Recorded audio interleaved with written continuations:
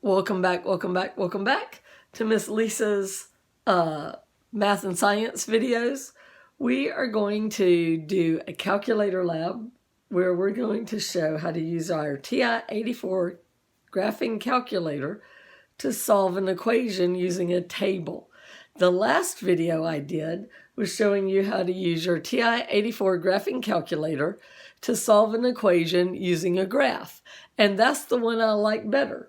But this one's in your book, so I'm going to show you. And some people like this, so, these calculators can do the same thing a bunch of different ways. And that's one thing that makes them confusing is because there's always like 10 ways to do something. Maybe not 10, but at least 2, 3, or 4 ways to do it.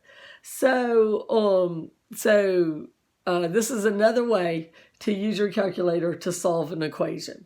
So this is McDougal, Littell, Algebra 1, page 173, but it'll work with any equation. You don't have to have that one.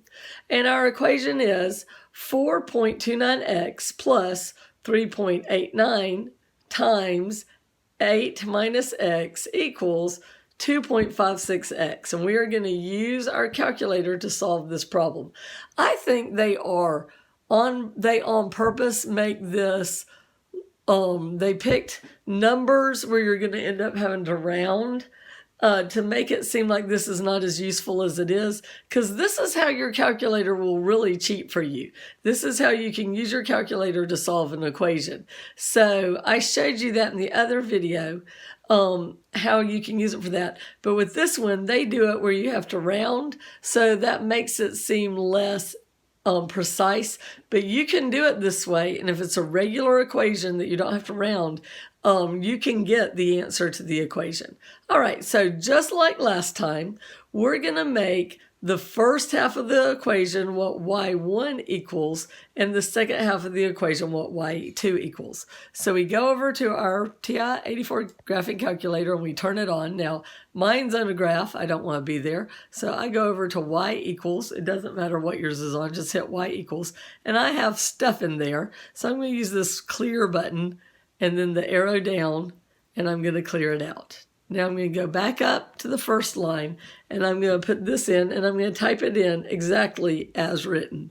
So it's 4.29, then it is x. So this is the button that stands for x, xt, theta n. But because of the mode that it's in, if I push it, it gives me an x. Later on in Algebra 2, I'll show you how to change that. I probably will not be showing you in Algebra 1. So now we say plus 3.89, beginning parentheses. This is where the parentheses are.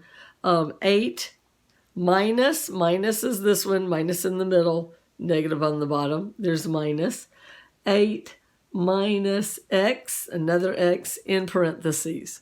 Okay, now for the other half of the equation, the other half of the equals, and this works for any equation, no matter how weird it is. If it's got an equals, you can do it. It can have logarithms in it. It can have any weird thing in it. It doesn't matter. This is how you can use your calculator to solve an equation. And if you didn't watch my other video, I would highly recommend you go back and watch the one about how to use a graph. Okay, so that was the other half of the equation. And now what I did before was I hit graph and intersect, but this time we're going to use a table. So we do second graph, see how it says table right there? And now we have a table. And this is what x is, and then this is y1, y2. And what we're doing is we are looking for a value of x where these two values of y are the same. And if we arrow down, we can see that at 12, you've got 35 and 31. And at 14, we have 36 and 37. And at 16, we have 37 and 42. So they're starting to get further apart, but right in there near 14, they were close to the same. Well, my table is going up by 2s, and I need to make my table finer so I can see where these are equal to each other. So I'm going to go to second window, which is table set, and I am going to Starting at 6 is fine. I don't care where it starts. I guess I can make it start at 0. You just type over it and it gets rid of it. And then I want to have my table changed by 1. So now I'm going to go back and look at my table. And here I'm going to arrow back down to where they were close. And they were close at around 14. So let's look at some of those. So at 14, you can see that we've got 36.72 and 37.1. At 13, I've got 36.32 and 34.45. So they're still not exactly the same. So now I'm going to go back to table set. And this time I'm going to have it start at 13 because I don't want to have a billion of these. And I'm going to make it change by 0.1. I used the point down here, 0.1. Did they do 0.1? Let me look at what they did. I think they changed it to 0.1. Yeah, they made it change by tenths. So I'm going to go back at the table again. And now, if you look at 13.8, they're really close to the same. 36.64 and 36.57. So they say that the estimated answer is 13.8 because that's when they were closest. Now, let's do it my way, the way I like it better. Let's graph it. See if we can graph these two lines. Come on. My window might be too close in. Nope, here comes a line, but that's the second line. All right, so now I need to make my window bigger, if you remember how I did it last time. So I'm going to make my negatives, I'm going to try negative 50, and I'm going to make my max 50. We're going to try 50 first. My y minimum is going to be negative 50, and my y maximum is going to be 50. Let's graph it again and see if we get both lines on here and where they cross. So there goes the first line. That looks good. At least it's on here now. Here comes the second line. And they cross. So I can get the answer by finding the intersection, which is second, trace, number 5, intersect. And I hit enter 3 times. It says first curve. I say yes. Second curve, yes. And how I'm saying yes is enter.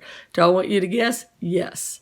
And they tell me that the answer is 13.8311111. Isn't that so much easier than messing with that table function? So I think the way I showed you in the last video is better. It's why I just showed you right here. It's you use a graph and get the intersection. You can get a table, but I thought that was much faster. We didn't have to go back and change stuff around. Well, I guess we had to change the window.